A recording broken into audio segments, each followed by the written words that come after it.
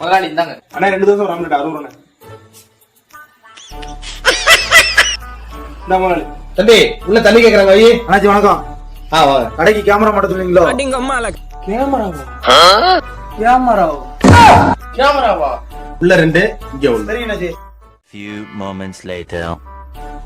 அண்ணாச்சி நீங்க சொன்ன இடத்துல மாட்டியாச்சு. வார அண்ணாச்சி. சரி.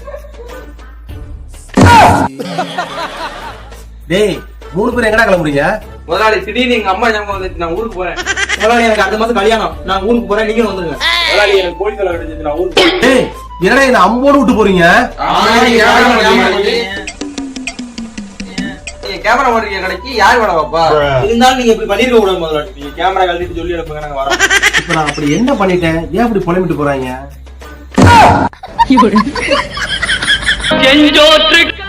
இருக்கு நாய்களா?